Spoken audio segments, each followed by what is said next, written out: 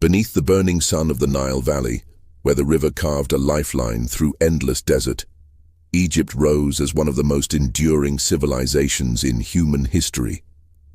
For over 3,000 years, it built temples of stone that defied the ages, raised colossal statues that stared into eternity, and ruled with kings who bore the title of pharaoh.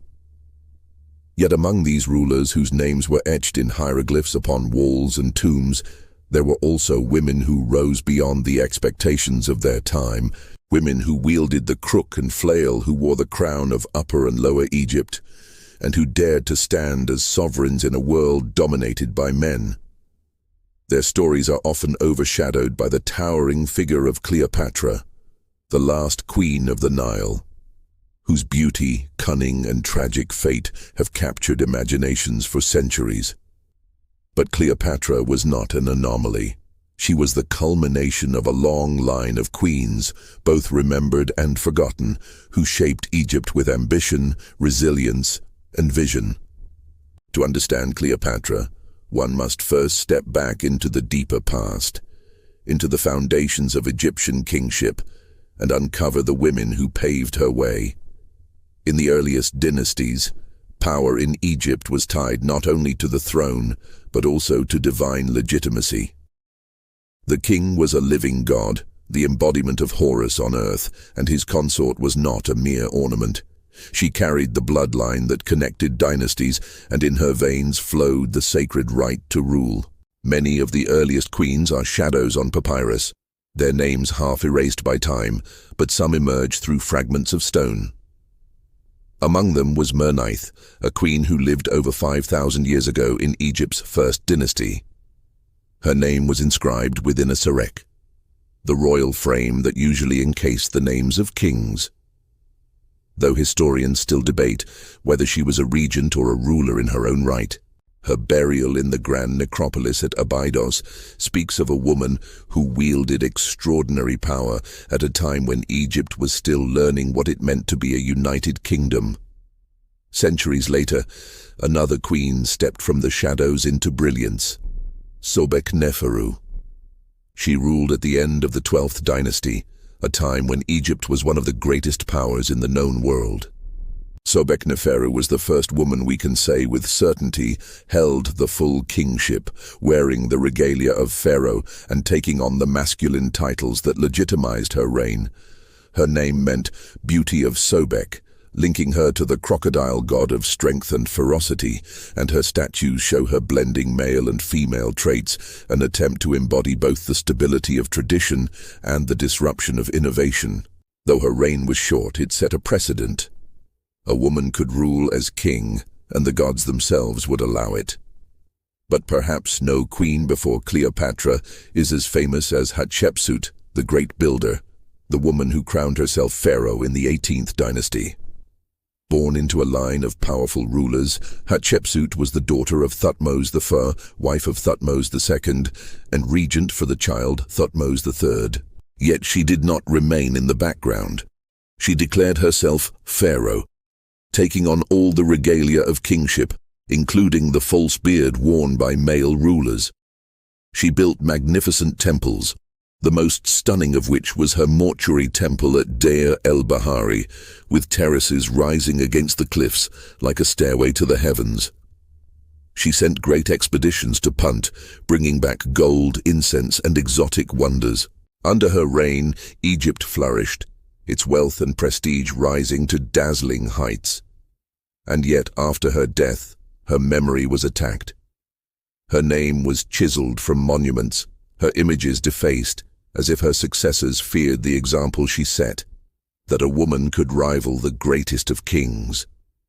But memory has a way of enduring, and today she is remembered as one of Egypt's most remarkable rulers. Another queen, though less remembered, would wield her own kind of power through the realm of beauty and mystery. Nefertiti, the great royal wife of Akhenaten, lived during the Amarna period, one of the strangest and most turbulent chapters of Egyptian history. Together with her husband, she presided over a religious revolution, abandoning the old gods in favor of worship of the Aten, the sun disk. Her image, immortalized in the famous bust that now resides in Berlin, reveals a woman of striking beauty, but also of authority. In art, she is shown standing beside Akhenaten as his equal, sometimes even smiting enemies, a gesture traditionally reserved for kings.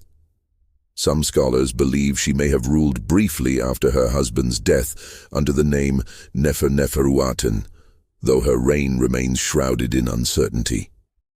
These queens, from Mernith to Hatshepsut to Nefertiti, represent the lineage into which Cleopatra was born. Each, in her own way, expanded the boundaries of female power in Egypt, proving that women could stand as sovereigns, generals, builders, and visionaries. Cleopatra, when she eventually ascended the throne, would inherit not just the crown of Egypt, but the legacy of all these women before her. The world Cleopatra inherited, however, was very different from that of Hatshepsut or Nefertiti. By the time of her birth in 69 BCE, Egypt had long been conquered and ruled by outsiders. The Ptolemaic dynasty, to which she belonged, traced its origins not to the Nile Valley, but to Macedonian Greece. Founded by Ptolemy I, one of Alexander the Great's generals, the dynasty had ruled Egypt for nearly 3 centuries by Cleopatra's time.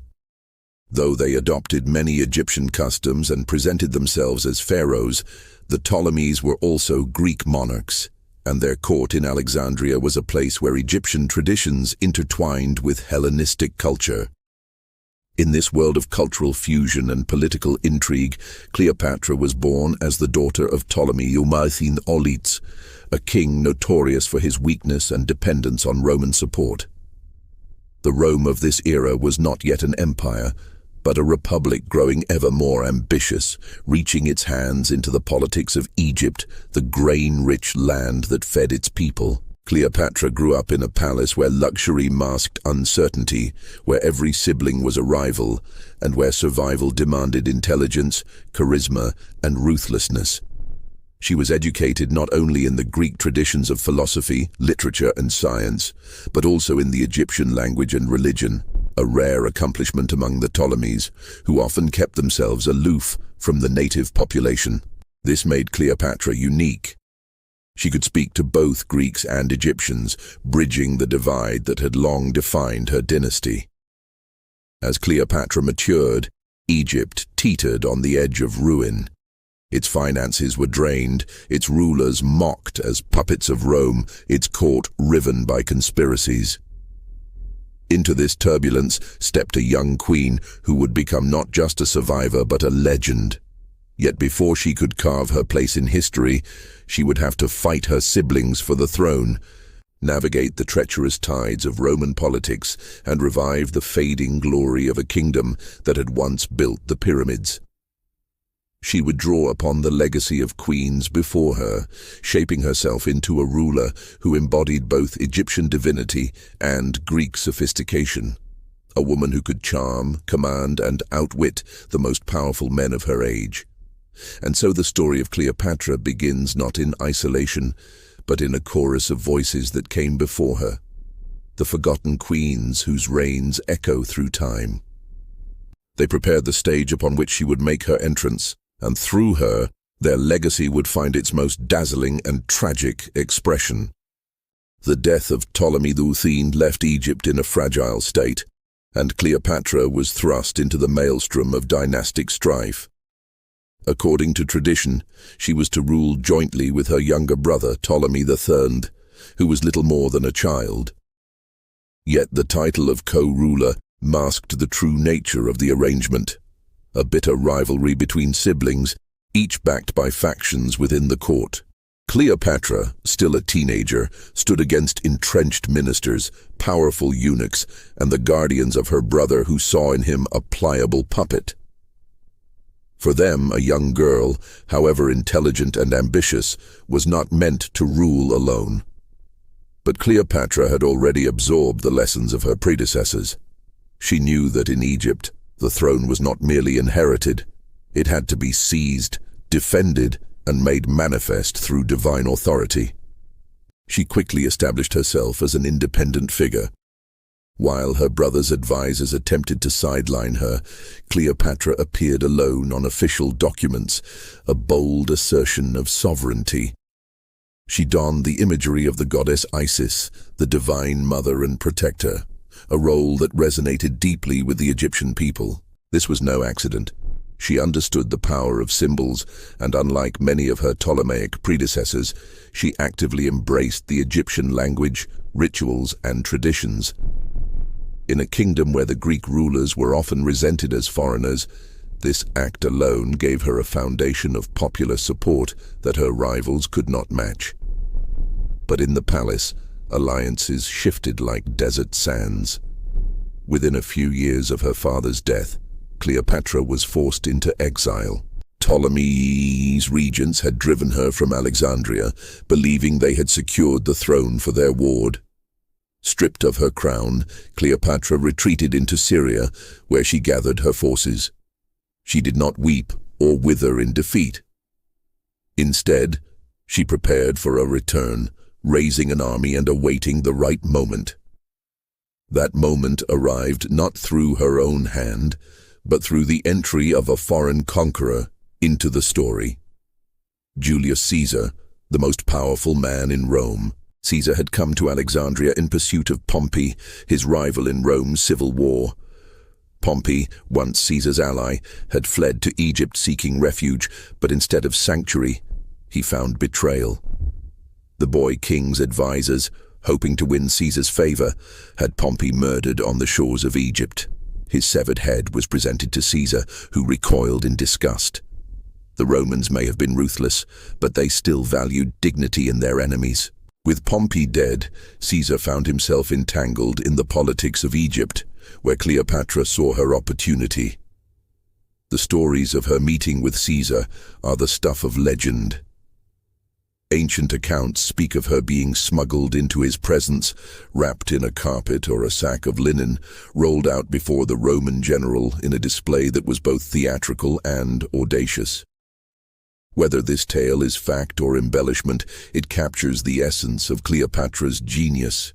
She understood the power of spectacle, of seizing the imagination, and of presenting herself not just as a queen, but as a figure of irresistible allure. She charmed Caesar, not merely with beauty, but with intelligence, wit, and ambition. He was a man used to bending rulers to his will, yet in Cleopatra, he found someone who could stand beside him as an equal partner in intrigue. Caesar, always pragmatic, saw in Cleopatra more than a lover. He saw the embodiment of stability in Egypt, the key to Rome's grain supply, and the legitimate heir to the Ptolemaic throne. With Roman support, Cleopatra returned to Alexandria and faced her brother's forces in what became known as the Alexandrian War. For months, the city was torn by conflict, its palaces and harbors turned into battlegrounds. Cleopatra, though not commanding troops directly, played her role as strategist and symbol, while Caesar directed the military struggle. The climax came at the Battle of the Nile in 47 BCE. Caesar's forces, reinforced by legions from Asia Minor, crushed the army of Ptolemy the Thegned. The boy king, attempting to flee, drowned in the river that had given Egypt life for millennia. With his death, Cleopatra secured her throne. She was restored as queen, now ruling with her younger brother Ptolemy XIV as co-regent in name only, while in truth, she was the undisputed sovereign. From this moment, Cleopatra began to shape her reign in ways that would leave a lasting mark. She restored order to the administration, stabilized the economy, and renewed Egypt's prestige. But just as importantly, she crafted her own image with extraordinary care. She presented herself as the new Isis, the living goddess who brought fertility to the land and protection to her people. Her statues blended Greek and Egyptian styles, appealing to both cultures, and her coins bore her own portrait, not idealized, but realistic, showing her strong features, her aquiline nose, her determined gaze. She wanted to be seen not merely as beautiful, but as formidable, a ruler whose face was inseparable from her authority. Yet even as she rebuilt Egypt, she could not ignore the power of Rome. Caesar lingered in Alexandria after his victory, enthralled by Cleopatra and perhaps by the vision of empire that she embodied. Their relationship produced a son, Ptolemy IX, known as Caesarion, Little Caesar. For Cleopatra, this child was more than the fruit of passion. He was a symbol of legitimacy, a blending of Egyptian and Roman power, and a possible heir who could unite two worlds. She dreamed perhaps of a dynasty that would stretch beyond the Nile, a new empire with Alexandria as its heart. When Caesar returned to Rome, Cleopatra followed, bringing with her the young Caesarion. The spectacle of the Egyptian queen in the streets of Rome caused a sensation. She resided in one of Caesar's villas surrounded by luxury, and whispers spread that Caesar intended to make her his wife, an unthinkable act. For he was already bound by Roman law to another, and Rome prided itself on resisting the sway of foreign monarchs. The senators grumbled, the people gossiped, but Cleopatra seemed unfazed. She appeared in public with Caesar, displaying her son as his heir. It was a bold, even dangerous move, and in it we glimpsed the audacity that defined her life. But Rome was not Egypt. In the corridors of the Senate, resentment grew against Caesar's accumulation of power. On the Ides of March, 44 BCE, daggers struck him down, and Cleopatra's dream of a Roman-Egyptian dynasty crumbled in an instant. She fled back to Egypt, her position now more precarious than ever. Yet Cleopatra did not despair. She returned to Alexandria, where she ruled with iron resolve. Her younger brother, Ptolemy XIV, soon died under mysterious circumstances, likely poisoned at her command. She then raised Caesarion as her co-ruler, presenting him as the rightful heir of both Egypt and Rome. Her enemies may have slain Caesar, but through his son she claimed a future still connected to his legacy. In the years that followed, Rome once again fell into civil war, and Cleopatra watched carefully as new figures rose from the chaos. Among them was Mark Antony, one of Caesar's loyal generals, a man of immense ambition and charisma. He would soon call Cleopatra to meet him, and in that meeting, the next great chapter of her life would begin. A union that would both elevate her power to dazzling heights and lead to her ultimate downfall. The death of Julius Caesar left a void not only in Rome, but also in Cleopatra's carefully woven ambitions. For years, she had bound her destiny to the most powerful man in the Mediterranean, and now his murder had cast her adrift in a sea of uncertainty. Yet Cleopatra was not one to falter. In Alexandria, she maintained her throne, presenting herself and Caesarion as the living bridge between Egypt and Rome. Still, she knew well that her kingdom's fate no longer rested solely within its borders, but in the hands of the men now vying for Caesar's legacy. Rome erupted into turmoil as Caesar's assassins clashed with his loyalists. Out of this chaos emerged the second triumvirate: Octavian, Caesar's adopted heir, Marcus Aemilius Lepidus, a skilled politician, and Mark Antony, Caesar's devoted general, and the man who had once been his right hand in war. Together they carved up the Roman world, and in their division Egypt found itself once again at the crossroads of empire. Antony took responsibility for the eastern provinces, and it was not long before he summoned Cleopatra to meet him. The meeting would take place in Tarsus, a city in modern-day Turkey. Cleopatra knew this was no ordinary diplomatic summons. Antony was a man of immense appetites, a warrior who thrived on spectacle, and she intended to meet him on his own stage. Ancient writers describe her arrival as nothing short of theatrical genius. She sailed up the Cydnus River in a golden barge with purple sails billowing in the wind, silver oars flashing in rhythm, and attendants dressed as nymphs and cupids. Cleopatra herself reclined beneath a canopy of gold, arrayed as the goddess Aphrodite, with perfumes wafting through the air, so that the city seemed intoxicated by her presence. before she even set foot on its shore. Antony, who prided himself on his own flamboyance, was dazzled. Here was a queen who spoke not only with wit and intelligence, but also in the language of grandeur that he adored. She flattered him, entertained him, and drew him into her orbit with the same irresistible magnetism that had once captivated Caesar. For Cleopatra, Antony was not merely another Roman general. He was her pathway back into the heart of Roman politics, the key to securing her throne and protecting her son's inheritance. For Antony, Cleopatra was the embodiment of luxury, of power, of a world beyond Rome's stern traditions, a queen who could give him both wealth and legitimacy in the East. Their alliance was sealed not only in politics, but in passion. Antony followed Cleopatra back to Alexandria, where the two plunged into a life of revelry that scandalized Roman observers. They founded what came to be called the inimitable livers, a society devoted to feasting, drinking, and extravagant pleasures. Yet behind the wine and laughter, their bond was also one of strategy.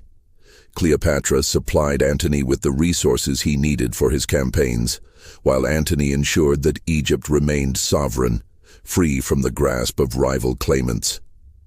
Cleopatra bore Antony twins, Alexander Helios and Cleopatra Selene, and later another son, Ptolemy Philadelphus. With these children, she envisioned a dynasty that would not merely rule Egypt, but would extend across the eastern Mediterranean. To Cleopatra, Antony was not just a lover, but a partner in empire building. To Antony, Cleopatra offered both the wealth of the Nile and the dream of something grander than Rome itself.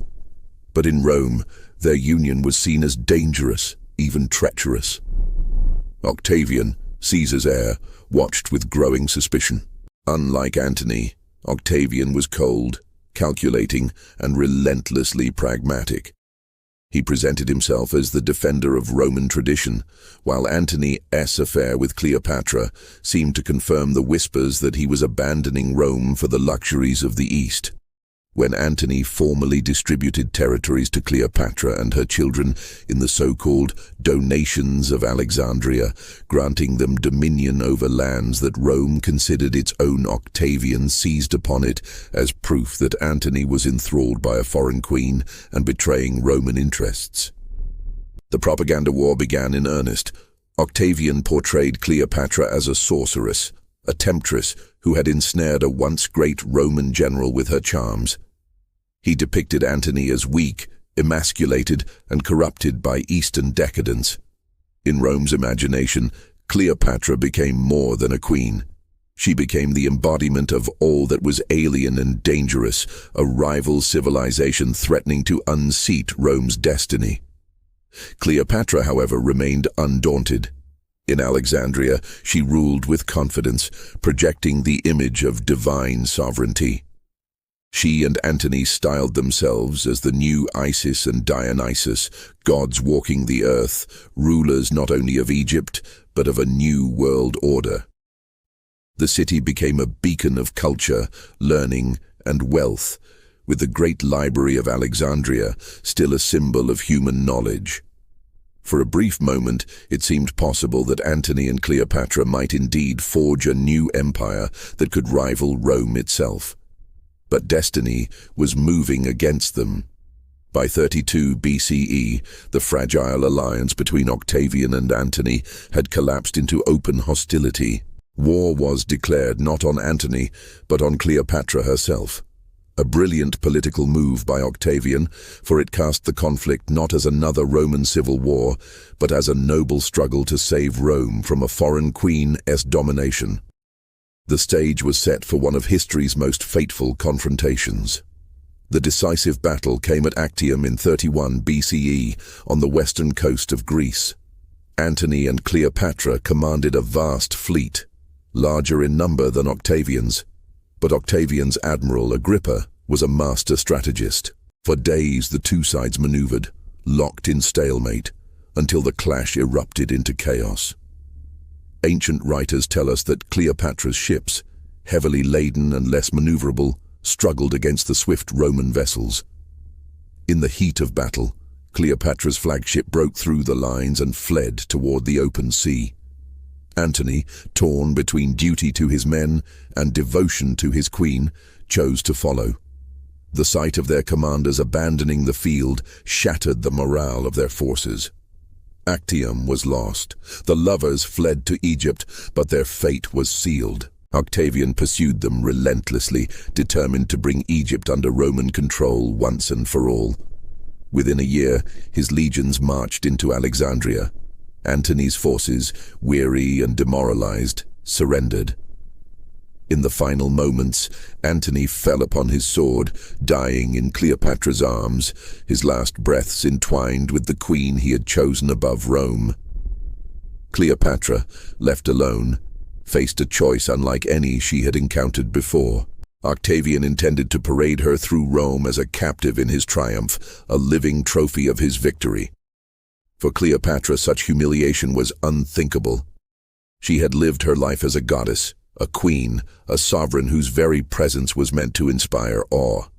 To be reduced to a prisoner, mocked in the streets of Rome, would be a fate worse than death.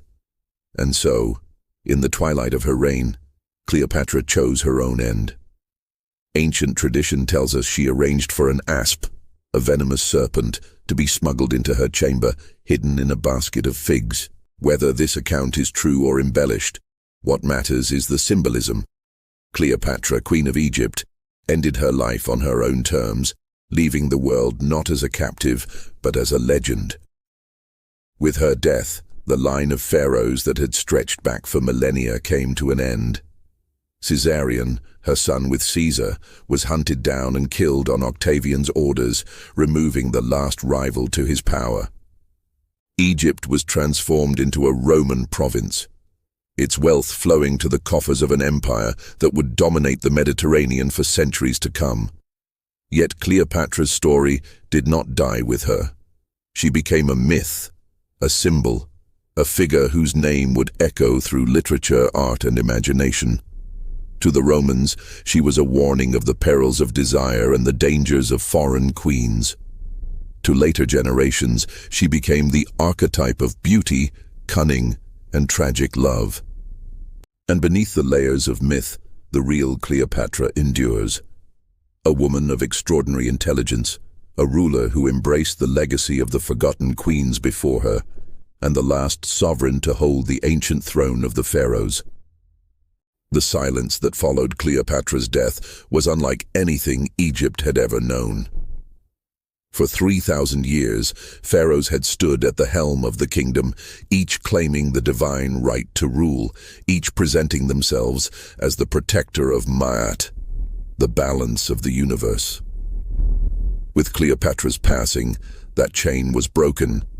The temple still stood, the Nile still flooded its fertile banks, but the people now bowed not to a living god, but to the distant emperor of Rome. In the immediate years, Cleopatra's memory was deliberately reshaped. Octavian, soon to be Augustus, had no intention of allowing her to remain in history as a powerful queen. For him, she had to be the foreign temptress who had seduced and destroyed a great Roman general. She became the villain of his victory, the embodiment of Eastern decadence, a symbol of everything Rome had triumphed over. In his propaganda, she was not the wise ruler who spoke many languages, who stabilized Egypt's economy, who cultivated learning and religion. She was reduced to a seductress, a witch whose allure brought ruin to men. And yet, as with all powerful figures, the truth could not be so easily erased. In the centuries that followed, poets, playwrights, and chroniclers found in Cleopatra a character too compelling to ignore. In the writings of Plutarch, she was a woman of charm and intelligence, whose conversation was as captivating as her presence. In the works of Roman poets, she was both despised and admired, a reminder of how close Rome itself had come to bowing before a queen of Egypt. Over time, her story became less about politics and more about myth, reshaped by the pens of men who saw in her either a dangerous enchantress or a tragic heroine. Yet Cleopatra was not alone in being remembered and misremembered. The women who had ruled Egypt before her had also faced the distorting mirror of history. Hatshepsut, the queen who built great temples and opened Egypt's trade to distant lands, had her monuments defaced by successors who wished to erase her example. Nefertiti, whose face still stares at us from the painted limestone bust in Berlin, vanished from records after her husband's reign, leaving scholars to debate whether she had briefly ruled as pharaoh or been cast aside in disgrace.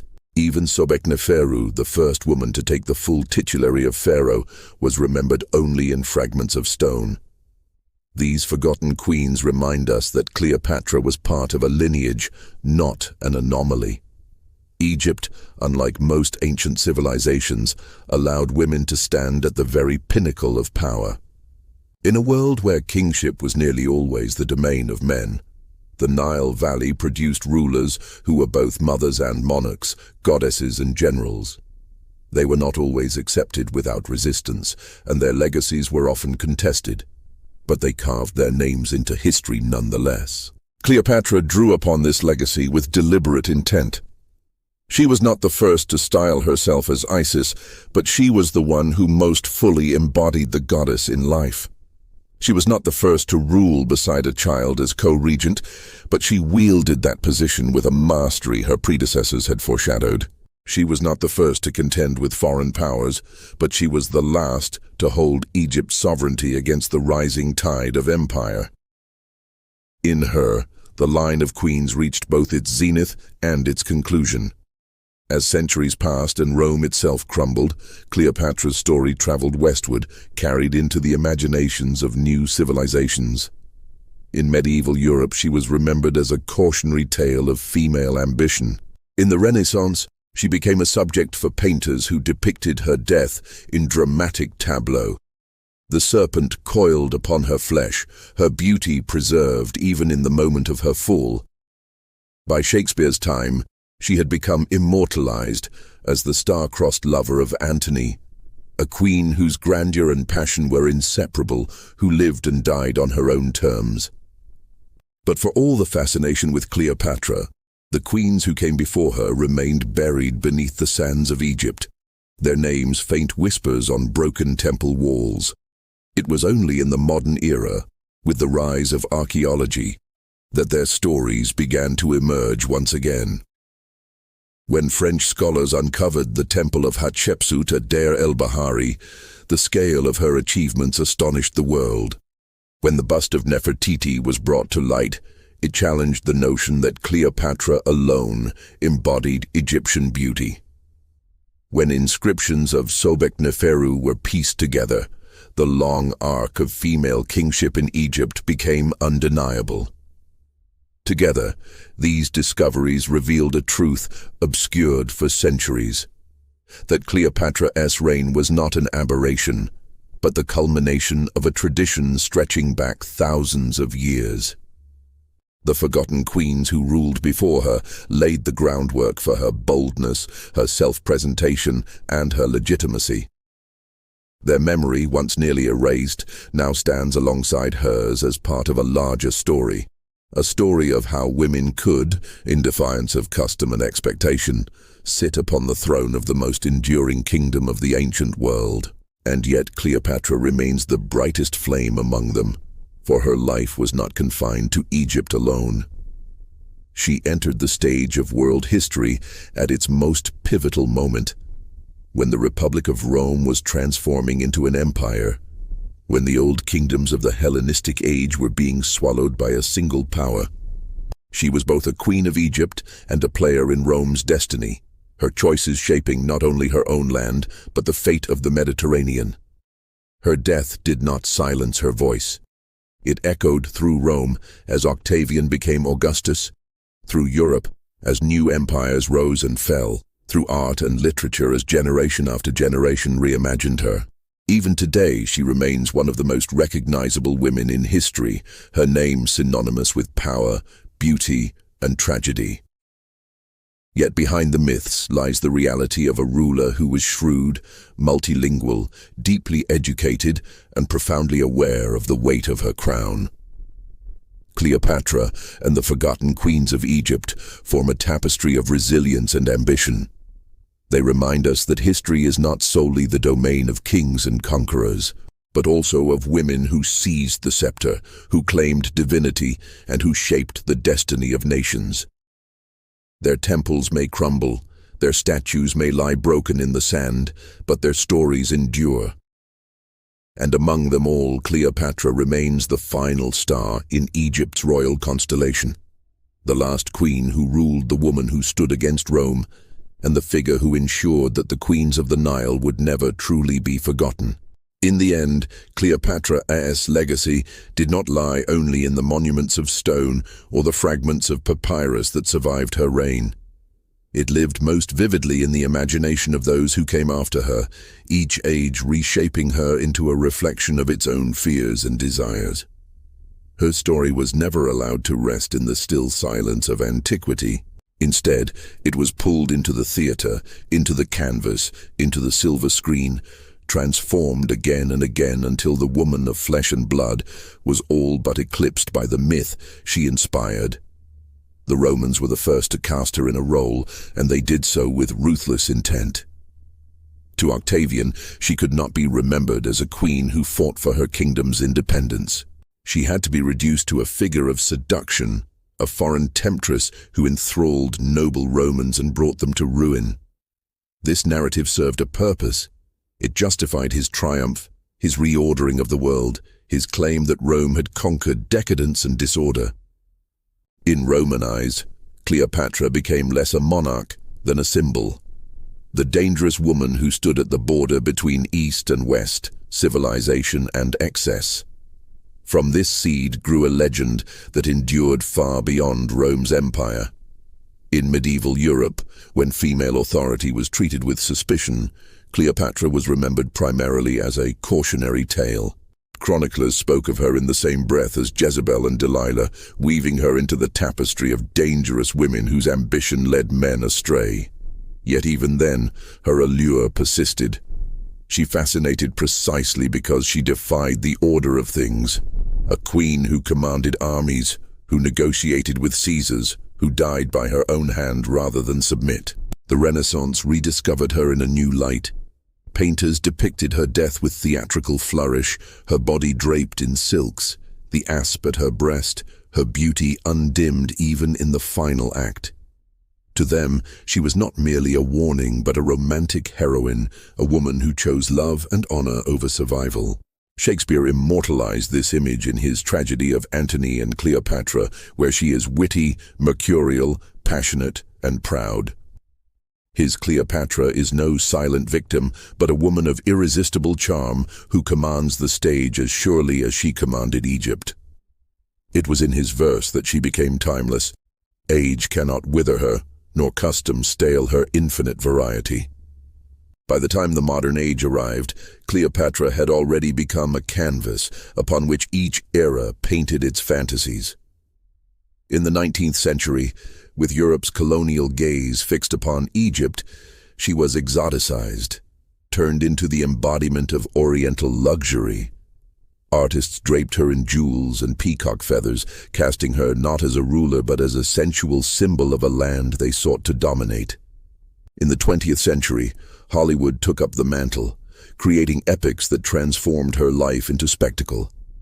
Silent films presented her as a siren of danger, while the grand productions of the 1960s, most famously with Elizabeth Taylor, made her into a screen goddess, her love affair with Antony the centerpiece of her existence. Yet in all these portrayals, the true Cleopatra slipped further from view.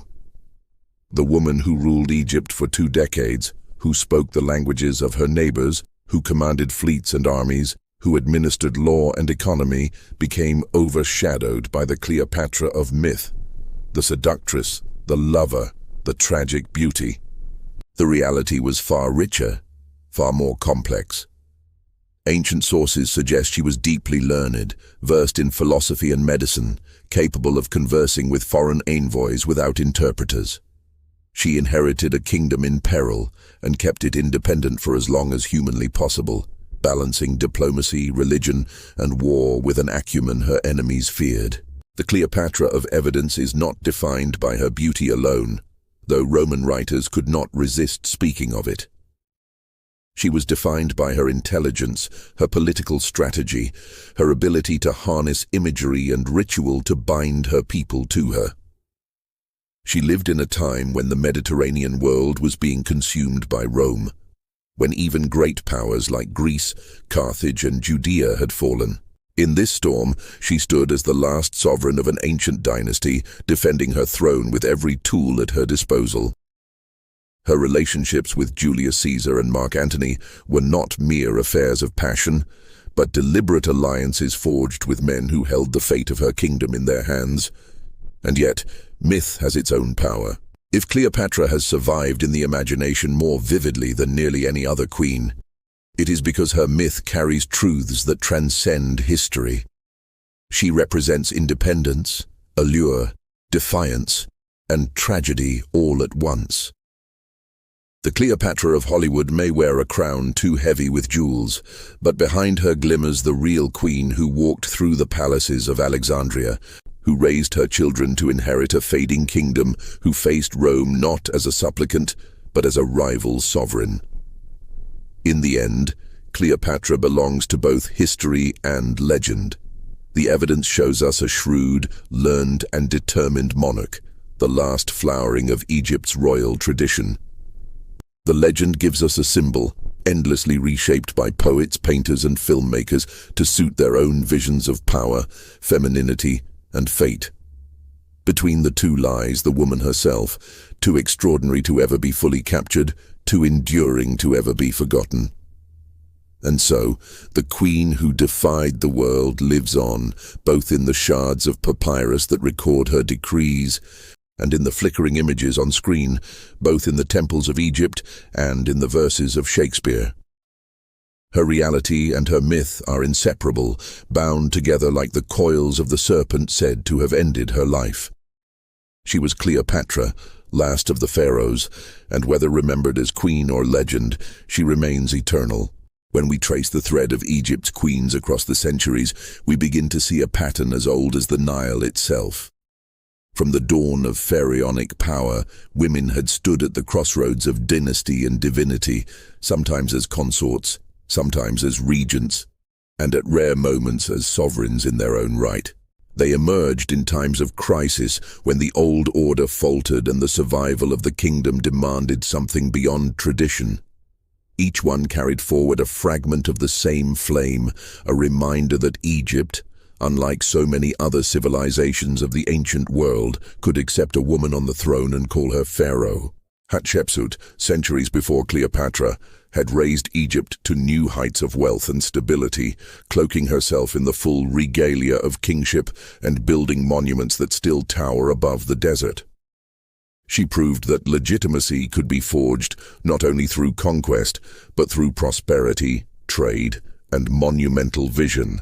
Nefertiti, whose beauty has echoed through time, stood beside Akhenaten in a religious revolution, a queen who was no mere ornament but a partner in power, perhaps even a ruler in her own right during Egypt's most tumultuous transformation.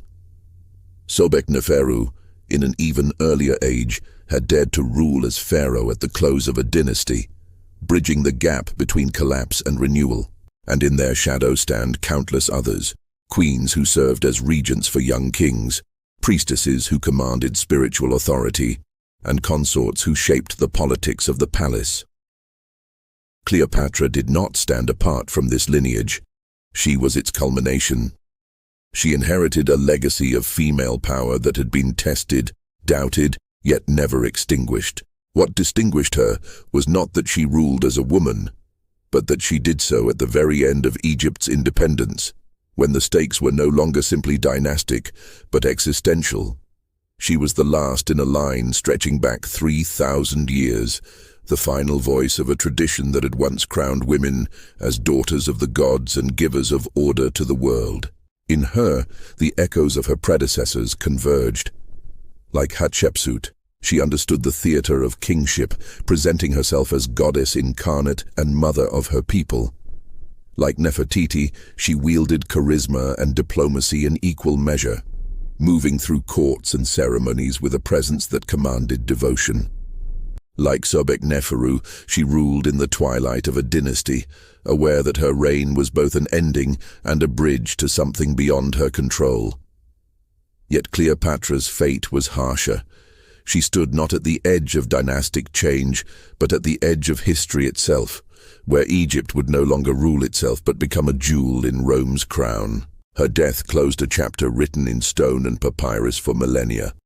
With her passing, the voice of Egypt's queens fell silent, replaced by governors sent from Rome by emperors who wore no double crown, by foreign rulers who saw the Nile not as a sacred gift, but as a resource to be taxed and drained. But even in silence, she endured. Where Rome sought to erase her power, legend remembered it. Where propaganda reduced her to a seductress, memory restored her as a sovereign who dared to defy an empire. And so when we speak of Cleopatra, we speak not only of one woman, but of all the women who came before her, who carved their names into the stone of temples and monuments, who held the crook and flail of pharaohs, who defied the limits of their age. In her triumphs and in her downfall, she carried the weight of their legacy. She was the last queen of Egypt, but not the least. She was the closing chord of an ancient symphony, resonant with echoes of queens long past, yet powerful enough to reverberate across 2,000 years into our own imagination. To remember Cleopatra, then, is to remember them all. The forgotten queens who ruled with courage and cunning, who dared to step into the role of pharaoh and claim the mantle of divinity. Their thrones may have crumbled, their temples may lie in ruin, but their memory, like the Nile, flows endlessly onward. And at the river's end stands Cleopatra, eternal both woman and myth, the last light of a kingdom that will never truly fade. In the end, the story of Cleopatra and the forgotten queens of Egypt is not merely a tale of palaces, battles, and dynasties. It is a story about endurance, of a civilization that stretched across 3 millennia, and of women who, against all odds, rose to rule in a world that so often denied them the crown. Their reigns were fragile, contested, and rare, but they left marks that could not be erased. Each one, whether remembered in grandeur or reduced to whispers in stone, stood as proof that power in Egypt was not bound entirely by gender, but by the will of the gods and the weight of destiny.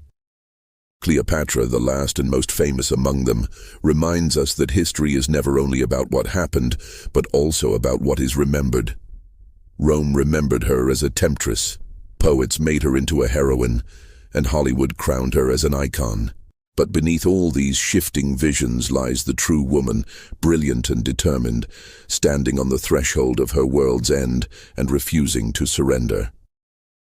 The Nile still flows past the ruins of Thebes, past the silent columns of Karnak, past the shattered palaces of Alexandria.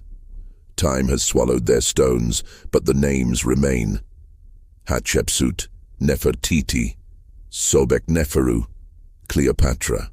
They endure like hieroglyphs carved into eternity, their stories rising again whenever we dare to look back and ask who truly shaped the ancient world. And so we leave their tale not as something finished, but as something living. A legacy that lingers in memory, myth, and imagination. The queens of Egypt may have been forgotten by empires, but they have not been forgotten by history.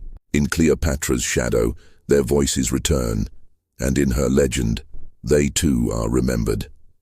The river carries them forward, endless and eternal as it always has, and in the shimmer of its waters, their crowns still glint in the fading light of the ancient sun.